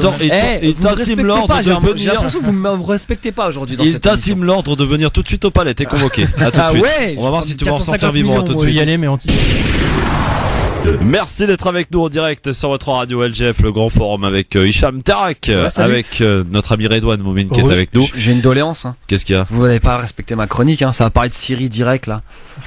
Non, normalement on réagit sur ma chronique. Tu vois, tu choisis normalement l'auditeur qui appelle, genre il veut répondre, tu vois, dire ouais superbe chronique. Je suis d'accord. Ce docteur il était chaud. Ouais, docteur on sait pas en quoi en plus. Il avait même pas écouté Redouane et il voulait simplement réagir. Autre chroniqueur du LGF qui nous appelle au téléphone et qui souhaite aussi apporter ses précisions, ses éléments. Sofiane Nardali, comment ça va Sofiane? Bonsoir Christophe, bonsoir Redouane, bonsoir Hicham. Bonsoir. Chronique Hicham. Merci. Ah mais alors toi je te kiffe. Tu vas m'envoyer ton Facebook, je vais te liker toutes tes photos. Il n'a pas de Facebook Sofiane, il a que son Twitter. Salam alaikum. Juste, moi je voulais revenir sur ce qui a été dit sur le Liban, sur Rafik al-Hariri. C'est juste pour, c'était une stratégie de MBS afin d'imploser le Liban, comme on a dit. C'était pour séquestrer Rafik al-Hariri, le pousser à la démission, et en même temps, il y avait des agents du 14 mars du camp de Hariri qui l'ont poignardé derrière le dos et qui ont commencé à applaudir cette démission, et commençant par demander déjà un vide constitutionnel. Sauf qu'il y a eu une déclaration dans le jour même de Hassan Nasrallah disant que selon les services secrets du Hezbollah, il y a des informations comme quoi qu'il est séquestré. Tout de suite après, le général Michel Aoun, le président, a annulé cette démission et que ça ne pouvait pas être constitutionnel au niveau de la constitution libanaise et qu'il devait le présenter directement. Et le but de l'Arabie Saoudite de cette séquestration, c'est de pousser à la confrontation confessionnelle et de mettre le frère de Rafik al-Hariri, qui s'appelle Baha, comme nouveau premier ministre. Et mais ça, c'était... Oui? Est-ce que tu y crois vraiment, ça? Au fait qu'ils ça, c'est des documents, ça, c'est des révélations concrètes qui ont été sorties. Est-ce que tu y crois vraiment que ça aurait pu marcher? Est-ce que le frère de Saad aurait vraiment... Al-Hariri, dernièrement, il y a 2 mois ou 2 mois et demi, dans une conférence au CFR, le Conseil Foreign Relations, il avait donné l'aval comme étant l'homme qui va abattre le Hezbollah. Ça, c'est révélé. C'est pas... Bahi al-Hariri, ils ont été conviés tous les trois à y revenir, Bahi al-Hariri, la sœur de Rafik al-Hariri, ainsi que Bahi, etc. Et ils ont refusé. Et Bahi al-Hariri a dit clairement, et même les services secrets libanais ont déjoué une tentative d'assassinat de Bahi al-Hariri à l'image de Rafik al-Hariri, l'attentat de 2005 contre Rafik al-Hariri. Et Bahi al-Hariri, dans une déclaration de télévision de Al-Mustaqbal qui appartient au parti de Saad al-Hariri, a dit que Hassan Nasrallah a sauvé la peau de son neveu. Clairement. C'est-à-dire, elle a fait échouer complètement la stratégie saoudienne, mais elle avait ses arrière-pensées. Pourquoi? Parce qu'elle a su, à travers les services secrets, qu'il y avait un attentat qui a été déjoué contre elle. Bon, merci pour ces éclaircissements, voilà. Sofiane, en tout cas. Merci, Sofiane. C'est un peu compliqué pour les auditeurs, merci. Mais on essaie de faire simple, grâce à vous. De la stratégie de MBS. Grâce à votre prestation, messieurs, on arrive à faire simple. Alors, j'avais envie de passer un petit coup de fil quand même à celui que j'ai envie de rendre honneur aujourd'hui. Tarek Mami, bonsoir. Bonsoir Christophe. Professeur Tarek, ça fait longtemps. Tarek, dites-moi comment vous avez fait là pour nous donner les informations qui ont été révélées le week-end dernier dans le New York Times sur les coulisses de ce qui s'est passé en Arabie Saoudite par rapport à Saad Hariri. Vous étiez le lendemain le seul à nous raconter ce qui s'était passé. Alors j'avoue aussi que comme Redouane, on était un peu perplexe sur les dires. Et là, force est de constater que vous aviez tout juste. Alors c'est quoi vos sources, Tarek Mamil? Racontez-nous. Alors c'est tout simple. N'importe quel journaliste honnête qui cherche l'objectivité, parce qu'on ne peut jamais atteindre l'objectivité, pouvait arriver dans les 48 heures aux conclusions auxquelles je suis arrivé. Un vrai journaliste ne doit jamais se contenter de ce que disent les hommes politiques, ni ce que dit ce qu'on appelle aujourd'hui la presse mainstream. Un vrai journaliste doit avoir, par le hasard de la vie, de la formation, des envies, la capacité de lire des textes dans plusieurs langues. Ouais. Parce que si vous ne lisez que le français, vous n'aurez que les versions franco-françaises de l'AFP qui finiront par vous imprimer et vous ne pouvez pas vous en sortir. J'ai la chance aujourd'hui de lire l'arabe, le français, de paragouiner l'anglais, d'avoir quelques mots dans d'autres langues. Et donc, tous les matins, ce que je fais normalement, ce que je fais ma revue de presse personnelle sur tous les sites. Et ce que je fais d'une manière particulière, c'est que je prends une information américaine sur un site américain et je vais lire ce que disent sur cette information les Chinois et les Russes. Après, je vais prendre l'information russe et je vais aller voir les Américains et les Saoudiens et ainsi de suite. Et quand vous passez quelques heures, et là j'ai passé quelques heures le jour de l'arrestation de Hariri, j'ai même fait deux papiers qui vont sortir, et il y a un autre qui va sortir sur MBS qui va expliquer le mode de fonctionnement de MBS, vous arrivez très vite avec des éléments d'objectivité à savoir. Monsieur Hariri, d'abord je confirme tout ce que dit notre ami, qui vient d'intervenir, Soufiane. Je rajoute qu'il y a une autre complication due à la langue arabe et peut-être à la non-connaissance de ce qui se passe au Liban, c'est que Hariri, il y a la tante de Hariri qui s'appelle Bahia, et il y a le frère de Hariri qui s'appelle Baha. Et beaucoup vont confondre les deux en sachant pas que l'un est un garçon qui prétend prendre la place de Rafik comme Premier ministre et qui lui est entre les mains de l'Arabie Saoudite à 100%, et la Bahia qui est la tante, qui est la protectrice de Rafik et qui essaie de faire raisonnable parce qu'elle est beaucoup plus libanaise et qu'elle ne veut pas d'une guerre civile au Liban. Et dans la presse occidentale, on a tout mélangé et non seulement MBS avait comme premier projet de faire destituer Rafik pour mettre son frère Baha, mais Baha était en Europe le jour donc de ce début d'opération et il a été rapatrié par les Saoudiens par plusieurs pays dont je ne donnerai pas les noms ici, il n'y a qu'à chercher sur Internet, et il s'est retrouvé le lendemain de l'arrestation de son frère en Arabie Saoudite avec une demande faite cette fois à Bahia et aux autres membres de la famille pour les obliger tous à venir en Arabie Saoudite pour que ce soit la famille royale, j'allais dire, des Hariri qui oblige Rafik à démissionner et à reconnaître sur place à partir de l'Arabie que Baha devienne Premier ministre à la place de son frère. Voilà le fond de la question. Et là, si vous voulez, l'intelligence politique de Cheikh Nasrallah et de Michel Aoun a été qu'ils refassent l'union qu'ils avaient fait au retour de Aoun au Liban, parce que c'est une histoire linéaire. Ça s'est pas passé en 48 heures. Quand Aoun était exilé en France pour fuir le régime syrien de Bachar al-Assad, parce que à l'époque c'était lui qui était au pouvoir, et quand il rentre, la première alliance qu'il fait, il va la faire avec les chiites de Nasrallah contre les autres chrétiens qui eux étaient vendus en Occident. Donc c'est de la stratégie libanaise, et MBS a tout perdu dans cette histoire parce que, si vous voulez, MBS est un petit pressé, très pressé, trop pressé. Je vous enverrai. L'homme pressé de Noir Désir. Je vous invite à écouter. Voilà. L'homme pressé de Noir Désir, ouais. Et dernière chose sur Macron. Oui. Macron était bel et bien, comme vous l'avez dit, cher Christophe, aux Émirats pour inaugurer ce nouveau Louvre musée là-bas. Et il a fait un petit passage par Riyad.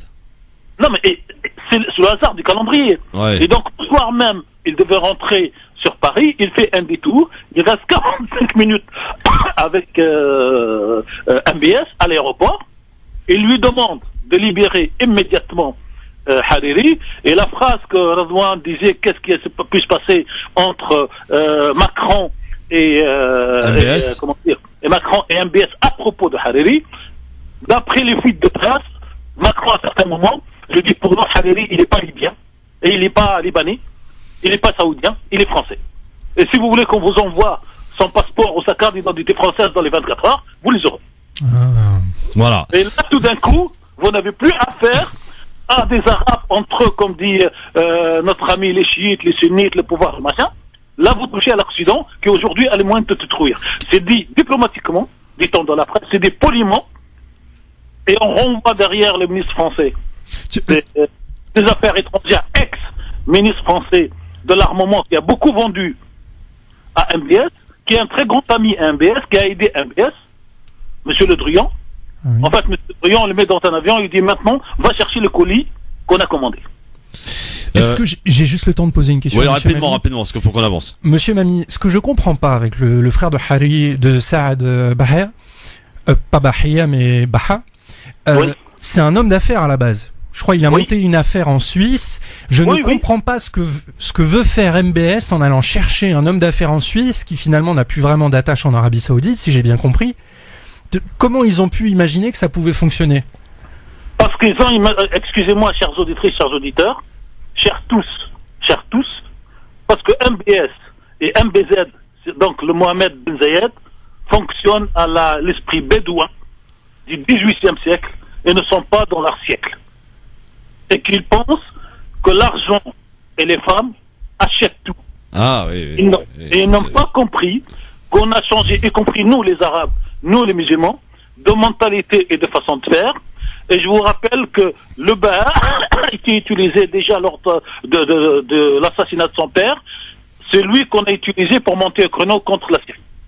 Donc, si vous voulez, ils se connaissent entre eux. C'est ce qu'on appelle en arabe, et le mot est très bien, des doumia, c'est-à-dire des poupées les uns entre les mains des autres. Et c'est pour ça que M. BMBS ne sera jamais, à mon sens, ni roi d'Arabie, ni grand roi d'Arabie, parce qu'on ne vend pas au peuple le fait que les femmes conduisent les voitures, le fait d'ouvrir les salles de cinéma et de faire du spectacle, quand on ne propose pas à ce peuple une monarchie constitutionnelle, indépendante, avec un parlement qui décide pour le pays. Monsieur MBS, Monsieur MBZ gèrent leur pays aujourd'hui, comme cher ami Radouane, vous gérez votre propre vie. Vous vous contentez de gérer la vôtre et de négocier avec celle de votre épouse, de votre mère, de votre père pour trouver quelque chose qui vous va à tous. Ouais. MBS et MBZ gèrent l'humanité de leur pays comme s'ils étaient des esclaves du 1er siècle avant Jésus-Christ. Merci Tarek, et encore bravo en tout cas pour cette belle révélation en direct Tarek, que vous nous avez fait. Merci Tarek. Allez messieurs, faut qu'on avance et on file maintenant au Maroc. Tiens, chez toi Hicham. Ouais, exactement, c'est chez moi, c'est un peu chez moi. Leur drapeau marocain, ils sont descendus dans la rue par milliers. Pour la 3e journée consécutive, ces habitants de Gerada au nord-est du pays manifestent contre la marginalisation de leur région. Car face au manque de travail, beaucoup s'aventurent dans ce qu'on appelle les mines de la mort. Nous avons des problèmes de facture d'eau et d'électricité. Il nous faut une alternative économique car les gens souffrent de la misère et de la pauvreté ici. Chaque jour, pour extraire du charbon, des centaines de personnes descendent dans ces mines pourtant fermées depuis 20 ans. Des visites clandestines au péril de leur vie, où les accidents sont nombreux. La semaine dernière encore, 2 frères de 23 et 30 ans sont décédés. Alors qu'il était avec eux, Abderrazak a échappé à la mort. Je me réveille à 3 heures du matin pour aller au travail. À 4 heures, je descends dans la mine et je travaille jusqu'à 17 heures le lendemain. Tout ça pour ne gagner que 100 dirhams, moins de 9 euros. Mais je n'ai pas d'autre choix. Voilà, alors ce qui fait encore parler évidemment, c'est ce qui se passe au Maroc, et on a l'impression, messieurs, que ce qui se passe au Maroc et ce qui s'est passé, dernièrement, pour se poser notamment quelques questions. Est-ce que le gouvernement ottomani a été élu pour jouer aux pompiers au vu de la gestion des crises sociales qui se suivent et se ressemblent? On est bien tenté de le croire, puisque Al Hoceima, Zagora, maintenant Zerada, c'est à chaque fois un incident, un petit drame, ou un grand drame d'ailleurs, qui somme toute banal, oui, non pas banane, hein. Voilà, qui embrasse toute une région. Cette fois-ci, c'est la mort de 2 jeunes hommes, donc dans une mine clandestine de Gerada, qui a mis le feu aux poudres dans la région. Et du coup, Redouane Moumine, qui a été pour le coup en accord avec les sujets abordés aujourd'hui, en a fait son avis tranché. Jingle.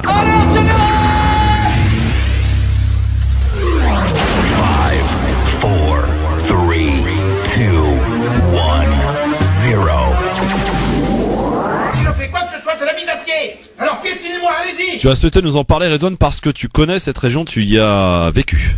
Oui, et j'y ai laissé une part de moi là-bas en fait, quand j'y ai vécu. Et d'ailleurs, j'embrasse chaleureusement tous les Oujdi, Belkani, Taforalti qui nous écoutent aujourd'hui. Je pense fort à cette région.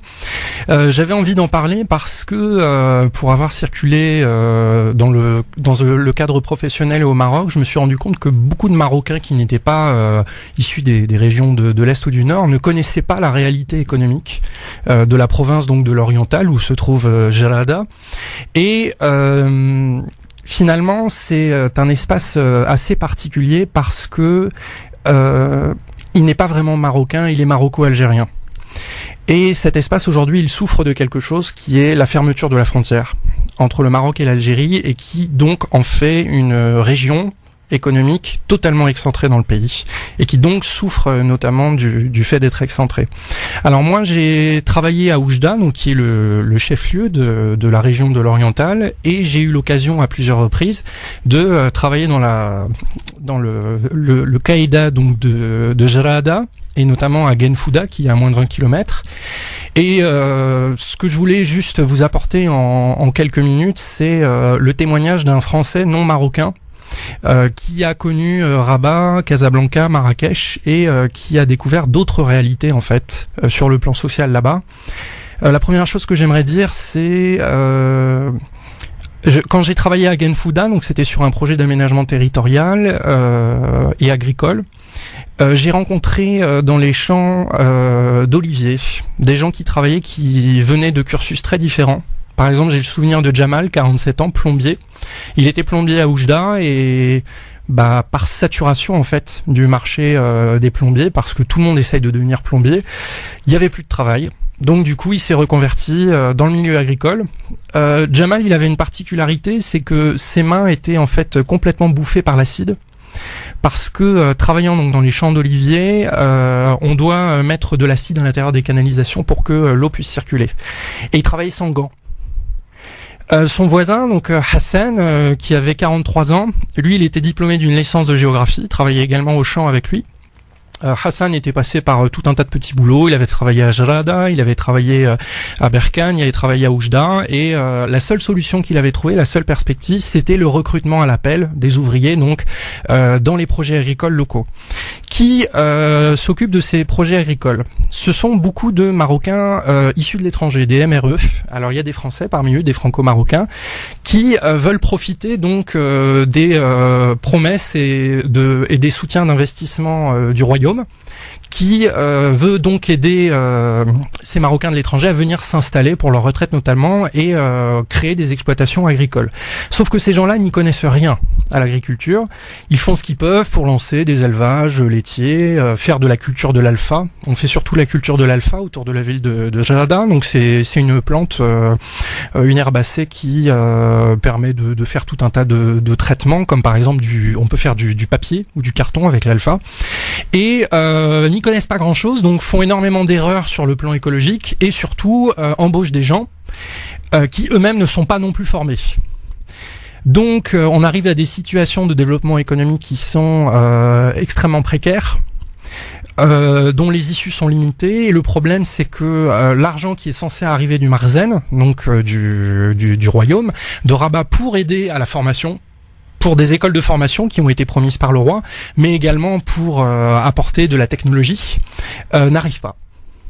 Dans le cas de Jrada, c'est vraiment la ville industrielle de la province de l'Oriental, donc elle a un format très particulier. Jrada, c'est à peu près 70 000 habitants, donc c'est la taille de Dunkerque ou Saint-Nazaire pour ceux qui veulent visualiser un peu. C'est une ville donc minière qui a vécu, qui est la plus vieille ville minière du Maroc, qui a vécu donc de ces mines de charbon, de zinc et de plomb.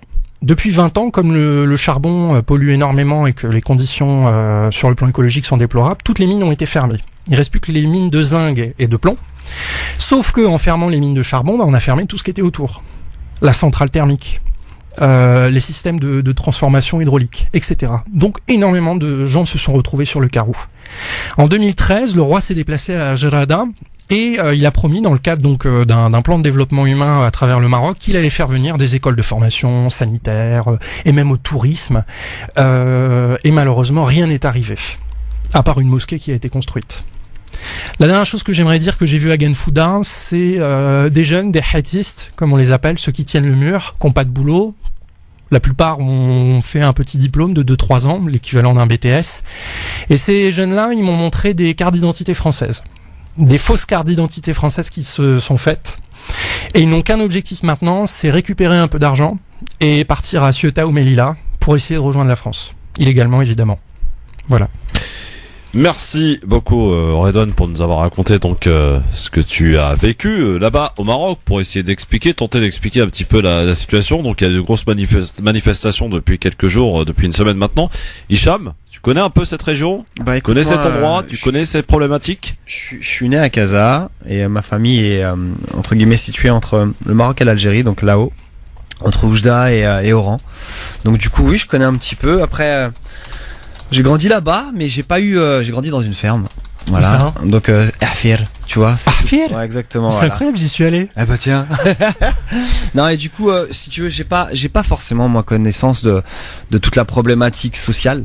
Alors par contre, quand j'y vais, c'est sûr et certain que tu vois certaines choses. Tu comprends tout de suite que quand nous on est ici à Paris, forcément on n'a pas du tout les mêmes problématiques que là-bas, que ce soit autant sur le plan du travail ou de la vie de tous les jours. Faire un marché, des fois, ça peut être assez particulier de faire le marché. Non, du coup, oui. Moi, ça me choque un petit peu, comme ça me choque pas, parce que je sais que c'est un pays aussi. Alors, dans ma tête, j'ai aussi l'Algérie. Je pense aussi à l'Algérie, parce que pour moi, voilà, là-bas, comme tu dis, il y a la frontière qui sépare, mais pour moi, j'y vois pas vraiment de différence, clairement. Tu vois, dans les mentalités peut-être, mais les problématiques, en tout cas, sont bien réelles. On a cette problématique de travail, de formation et de développement. Voilà, il y a une exode rurale. Enfin, tu vois, mais sauf que le problème, c'est qu'on est resté bloqué là-bas et il y a un côté qui est très rural, mais qui reste fort aussi, tu vois. Donc, question simple, est-ce que le Marzen, le roi, a abandonné une certaine catégorie de la population? Pour ma part, je vais pas employer le terme abandonné, je dirais plutôt que peut-être qu'il y pense, mais ça prend du temps. Le Maroc, depuis une dizaine d'années, ce qu'on se disait tout à l'heure en off, ça tend à changer quand même, faut dire ce qui est. Ce qu'il y a maintenant peut-être plus facile de se mobiliser, d'aller dans la rue et de dire ça va pas, qu'à une certaine époque, ça faut pas l'oublier. Ça c'est évident. Et je pense que ça, justement, ça va participer. Tu fais référence à Roi Hassan II à l'époque. Voilà, exactement. Ouais. Et je pense que ça va participer à l'évolution et peut-être de tirer vers le haut. Maintenant, ça prend du temps et forcément, il y a des inégalités, il y a des injustices et ça là-dessus. Après, c'est encore le Maghreb, faut pas oublier. On n'est pas encore, c'est pas la France, c'est pas les États-Unis. Il y a les idées, il y a peut-être pas le budget, je sais pas. Redouane. Personnellement, je pense que pour l'instant tout est voué à l'échec et les perspectives sont très négatives. J'ai envie de dire beaucoup de bien de Mohamed VI, qui est un humaniste, quelqu'un de rationnel et de très progressiste. Donc il est venu à Jrada en 2013. A promis de lancer plusieurs projets sur place et dans le même temps il s'est déplacé à Genfouda où là moi j'ai travaillé en milieu agricole, 5000 habitants Genfouda. La première chose qui a été faite c'est construire une mosquée parce que les gens n'en avaient pas, elle a été construite en 1 mois et demi. Respect. Et il a ouvert une centrale d'épuration. D'accord. Puis il est reparti, il y avait des projets qui étaient mis en route et tout a été mis aux abysses. Et je pense qu'aujourd'hui le problème c'est pas le roi en tant que tel, c'est le Marzen et la corruption. Ouais, Aujourd'hui, qui est la grande graine. Hein. Aujourd'hui, quand tu veux lancer un projet agricole et acheter un terrain, tu dois aller auprès de l'agence régionale agricole à Oujda. Tu dois mettre sur la table 50 000 dirhams, déjà en pot de vin. Je le sais puisque je l'ai vu de mes propres yeux. Malheureusement. Et je pense que ça mine toute initiative de développement économique. Et le deuxième problème, c'est qu'aujourd'hui, on a des gens qui ne sont pas du tout intéressés par les écoles de formation, former la population, c'est le besoin ultime dans la région. Eux, ce qui les intéresse, c'est un développement économique externalisé. Ouais, c'est les grandes industries. Oui, c'est ou alors le offshore, faire venir les boîtes de centrales d'appel comme on a à Oujda. Ouais, ah oui. Ah oui. Ouais, quand on les appelle, on les reconnaît. Ah bah oui. Allez, dans un instant, on va parler un peu de cinéma, les coups de cœur et Libertad si on a le temps. C'est pas sûr. J'espère que oui. Ça dépendra de Redouane et Hicham. À tout de suite. LGF, le grand forum dans un instant, les coups de cœur, mais j'avais juste auparavant, en vous rappelant qu'évidemment on peut continuer de voter pour la question du jour. Faut-il renforcer les contrôles pour les chômeurs? Comme l'envisagerait selon les dires du Canard enchaîné d'hier, le gouvernement, eh bien vous continuez de voter sur Facebook France Maghreb 2 ainsi que sur Twitter. Une grande majorité pense que non, il ne faut pas renforcer les contrôles qui sont déjà suffisants pour les chômeurs pour le coup. Alors je voulais parler de cinéma, si vous le voulez bien, avant de vos coups de cœur, de ce film dont il y a quelques mois ils étaient très peu à miser sur c'est tout pour moi, c'est le premier film de l'humoriste belge Nawel Madani, sorti le 29 novembre dernier, près d'un mois après sa sortie. C'est tout pour moi a déjà attiré 500 000 spectateurs ce mercredi 27 décembre. C'est un beau score. Il était présent dans un peu plus de 150 salles dans le pays. Un exploit pour ce film à petit budget, dénigré par une certaine partie de la presse, film bancal pour le Parisien, un navet pour La Voix du Nord. Voilà entre autres ce que l'on a pu retenir. Moi je l'ai vu, franchement, j'ai été séduit. Messieurs, mesdames, je vous propose juste d'écouter la bande-annonce en guise de coup de cœur. Moi aussi j'ai droit à mes coups de cœur après tout. Hein. Oh oui. 1995, Bruxelles. À droite c'est moi, Lila. Et ça, c'était le début des ennuis. Lui, c'est mon père, Omar. C'est les filles. Elles font la danse au gymnase. Et eux, c'est les balances du quartier. Il y a que des noirs là-bas, Al-Khalid. Et les arabes aussi. Je voulais être danseuse, mais mon père avait d'autres projets pour moi. Je vais déchirer vos passeports, je vais vous envoyer au bled chez ma mère, et vous allez faire du moonwalk sur les cactus. Mais 15 ans après, j'étais toujours à fond. J'avais qu'une idée en tête, tenter ma chance à Paris. 6, 7, change. Laisse-moi t'expliquer. Tu m'as menti, Lila. T'as rien à m'expliquer, tant que t'es sous mon toit. C'est moi qui dictais les règles. Bon, avec mon père, c'était toujours aussi compliqué. Bon, la nouvelle, tu t'appelles comment? Lila. Et grâce à Fabrice, je me lançais dans le stand-up. J'ai pas le temps, j'ai pas le choix, j'ai besoin de ce tremplin. Je veux lui prouver que je suis capable. Mais on parle pas de ton père, on parle de toi. Qu'est-ce que tu veux de toi? Je vais monter sur scène. Wow, t'es humoriste, toi? J'essaye. À 25 ans, je quitte Bruxelles pour conquérir Paris. Bon, t'as des idées, quelque chose, des pistes? La dernière fois, j'étais au feu rouge, j'avais un mec qui se curait le nez. Ils croient trop, ils sont tout seuls. Ok, bon, on va apprendre des bases alors. C'est-à-dire? Bah, le français.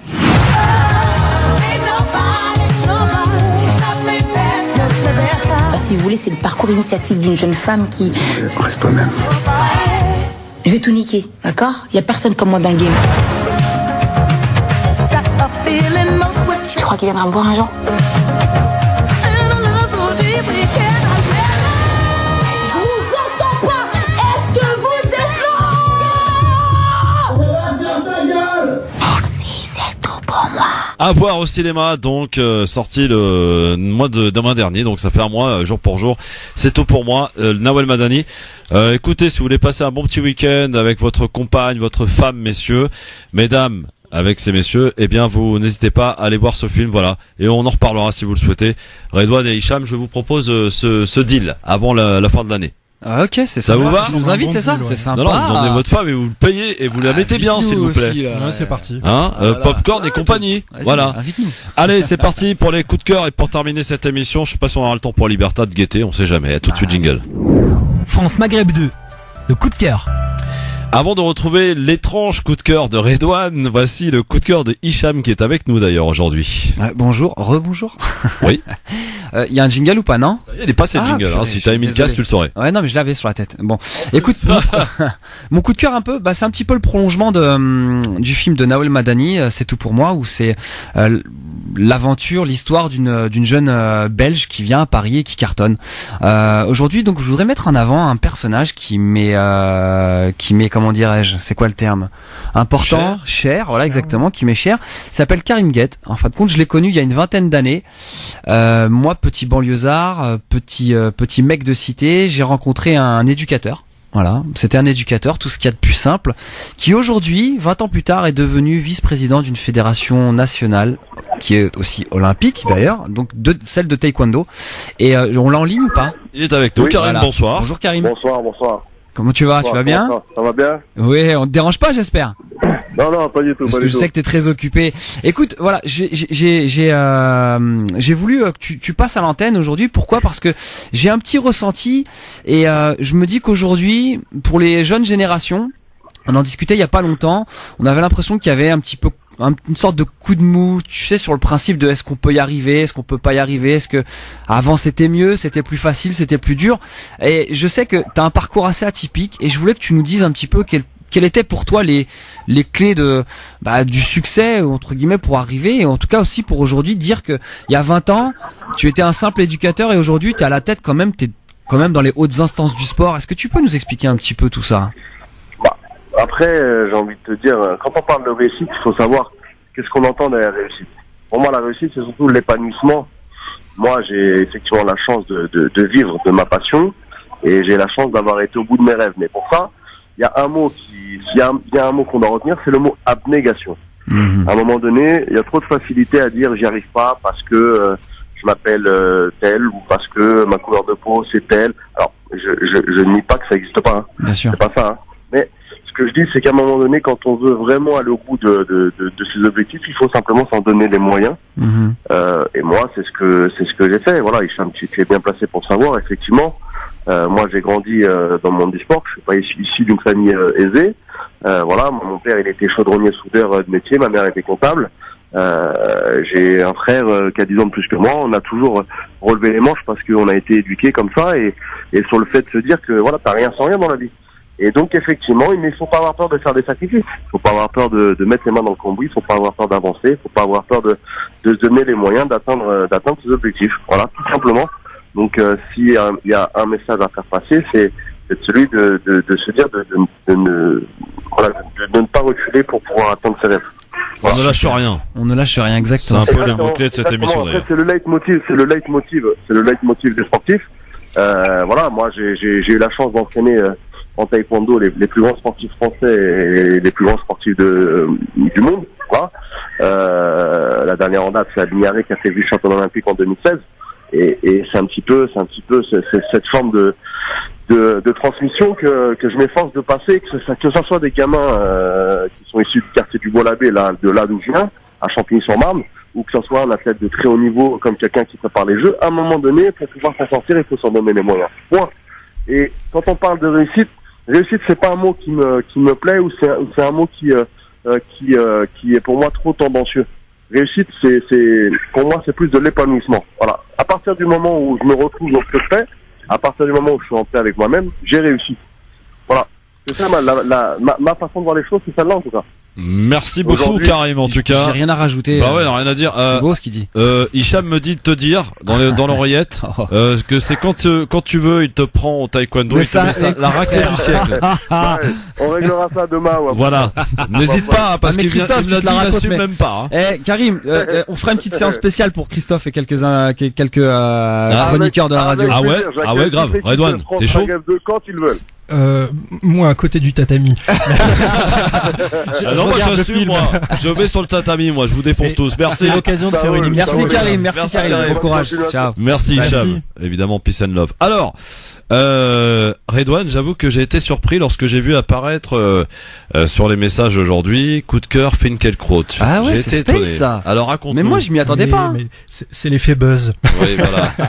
Non, je voulais juste donner un coup de cœur en fait à la déclaration d'Alain Finkielkraut dans l'émission d'Elisabeth Lévy, donc elle tient pour la revue Causeur. Donc c'est l'émission qui Closer. Causeur. Causeur. Elle essaye de causer. Voilà, exactement. Donc, revue bien connue. Avec son cheveu sous la langue. De la droite réactionnaire. Et, en fait, pourquoi j'ai regardé cette émission, donc, du RCJ, donc, de la radio de la communauté juive, tu l'as écouté, tu ne l'as pas regardé. Si, parce que tu peux la regarder sur YouTube. D'accord. Ah oui, ok. Ah oui. Et en fait, sur cette vidéo, les quelques premières minutes ont fait un immense buzz, puisque c'est la vidéo dans laquelle Alain Finkielkraut parle de non-sous-chiens. Ah oui. Au moment du décès de Johnny Hallyday. Le problème, c'est que la plupart des gens n'ont écouté que les premières minutes et n'ont pas regardé toute l'émission, puisque par la suite, Elisabeth fatigant Lévy, aussi, il faut dire, non? Je me suis forcé, mais j'ai eu raison de me forcer pour une fois, parce que la RCJ c'est pas très sympa. Mais sur la fin, il donne son avis sur le choix de Trump de nommer Jérusalem comme capitale et de rapatrier l'ambassade américaine à Jérusalem. Il, avec beaucoup d'ironie, il dit bravo, merci Monsieur Trump. C'est-à-dire, vous ne nous rendez pas du tout service. Vous mettez en danger les civils israéliens en gros donnant la légitimité aux plus radicaux. Vous alimentez la propagande qui considère que les Juifs du monde entier soutiennent Israël. Donc il explique pourquoi. Il remet en cause les positions du CRIF en expliquant qu'elles sont dangereuses et que le CRIF est au service de Benjamin Netanyahou, Et enfin, il dit et enfin, il accuse le comportement de Naftali Bennett, donc membre du gouvernement israélien qui soutient à mort la colonisation, en disant que ses procédés et sa démarche est insensée et dangereuse pour la paix dans la région. Tout le coup de cœur. Ah bah oui, je me suis dit, mais c'est pas possible. Est-ce qu'il devient rationnel? Est-ce que tu y crois réellement? Oui, j'y crois réellement pour une raison simple, c'est qu'il est sur RCJ et qu'il s'adresse à sa communauté et que à sa communauté juive, il a des messages qu'il peut faire passer, mais qu'il ne dira pas sur une chaîne publique ou sur une chaîne de grande écoute, parce qu'il est dans une logique de défense et de soutien donc à sa deuxième patrie, Israël. Bien sûr. Très intéressant. Bon, si vous avez un peu de courage, donc, vous pouvez écouter. Je vous conseille, ça dure 29 minutes. Vous écoutez. Non, vous écoutez seulement les 8 dernières minutes. Ah, merci. Et on respire. Vous serez étonné. Espèce de sous-chien, va. Merci, Redouane. T'es un sous-chien ou pas, Redouane? Je suis un sous-chien. Oh, bien. Moi aussi, je suis sous-chien, non? Je sais pas. On est sous-chien, mais dans notre pays, n'est-ce pas? C'est ça. Bon, preuve que je fais ce que je veux en fait dans cette radio. Bien Il est 18h05 et on est toujours à l'antenne. Ça c'est bon. Voilà.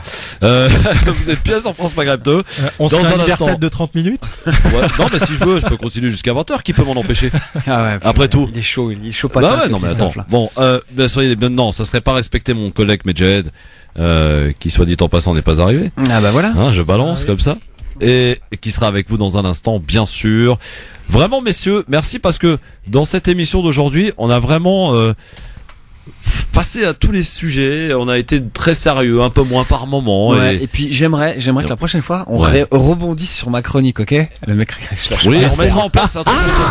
Un chameton. Tu vois, dès que j'ai fait ma chronique, faut qu'on ait que des gens positifs. Mais c'est à cause du docteur, c'est de sa faute. Ouais, mais docteur en quoi d'ailleurs? Moi j'ai pas saisi. Docteur en quoi? J'en sais rien. Il est docteur en humanité, enfin en humanisme. Je sais pas ce qu'il fait. Il est docteur, voilà. Quoi qu'il en soit. J'ai mis en place, c'est vrai que je le fais pas systématiquement, le d'accord pas d'accord après la chronique. D'accord. S'ils sont d'accord ou pas avec ce qu'ils ont entendu. Maintenant, toi, comme ça faisait longtemps que t'étais pas venu, j'avais envie de t'épargner parce qu'on sait c'est les auditeurs. Tu peux lâcher, mon gars, moi j'ai pas peur. Des fois, les auditeurs ils y vont sévère, quoi. Ils t'épargnent. Non, mais faut y aller. On est là pour ça, justement. Donc, je te laisse le temps de reprendre toutes tes marques. T'inquiète pas. T'offrir 2 ou 3 cafés. Ouais, en fait, alors, la nouvelle, attends, parce que moi, tu vois, ça faisait depuis la rentrée que j'étais pas là. Il paraît, on a, nous, dans les studios, une cafetière, les amis. Voilà. Pour moi, c'est un chamboulement incroyable. Merci la radio. Bon. Oui, merci la radio. Et t'étais censé plus être là, normalement. T'as vu ça. Donc, je pense qu'il est temps que tu t'arrêtes. Merci, Hicham. Et, tu reviens quand? La semaine prochaine. L'année prochaine. De la place. Non, oui, l'année prochaine. Bah oui. Oh, la blague. Redouane, tu reviens quand? Demain? Non, la semaine prochaine. Non, demain il y a Hanan et Tarek. Je sais pas si t'auras. Ouh là là, c'est du lourd. Ouais, absolument. Je serai dans ma voiture avec la radio. Très bien. Merci messieurs. Bonne soirée. Amis auditrices, auditeurs. Vous écoutez bien France Maghreb 2, la radio qui termine ses émissions à l'heure. Preuve, il est 18h05 et vous êtes bien à l'écoute de votre radio France Maghreb 2. À Paris comme partout ailleurs, l'heure de retrouver le flash, le rappel. Marine Garel, merci et pardon pour le retard. Marine, bonsoir. Bonsoir à tous. Le Conseil d'État a rejeté le recours déposé par 3 associations qui dénonçaient le rétablissement des contrôles aux frontières à l'intérieur de l'espace Schengen, en vigueur en France depuis novembre 2015. En octobre dernier, le gouvernement français a prolongé cette dérogation jusqu'au 30 avril 2018 en évoquant à nouveau la menace d'attentat. Et les policiers de Nantes ont déposé plainte pour outrage contre Mathieu Kassovitz. L'acteur avait insulté des agents nantais de bande de bâtards après une opération antidrogue dans une clinique de Rezé qui avait donné de minces résultats. Le syndicat SGP Police Force Ouvrière a demandé au ministre de l'Intérieur Gérard Collomb de porter plainte. Le constructeur PSA envisage d'utiliser une nouvelle disposition du Code du travail introduite par les ordonnances. Peugeot-Citroën convoque les représentants syndicaux début janvier pour leur soumettre un projet de rupture conventionnelle collective. Cela permet de supprimer des postes à moindre frais. Pas question de cautionner cela, assure Jean-Pierre Mercier, délégué CGT. 4 départements sont placés en vigilance orange aux avalanches par Météo France. L'Ariège, la Haute-Garonne, les Pyrénées-Atlantiques et les Hautes-Pyrénées. La situation avalancheuse est attendue au cours des prochaines 24 heures et elle se produit en moyenne 1 à 2 fois par hiver. Et par ailleurs, les domaines skiables de plusieurs stations des Pyrénées étaient fermés ce matin en raison du fort risque d'avalanche. De fortes chutes de neige et un vent violent ont été observés ces derniers jours. L'organisation État islamique revendique un attentat en Afghanistan ce matin. Au moins 41 personnes ont été tuées. Sport, le Français Mathieu Bellé a été victime d'une dislocation et de multiples fractures à une épaule lors d'une descente en Italie comptant pour la Coupe du monde masculine de ski alpin. Le Niçois de 21 ans a lourdement chuté pour sa première course sur l'une des pistes les plus exigeantes. France Maghreb 2, service, info, musique, divertissement. France Maghreb 2. France Maghreb.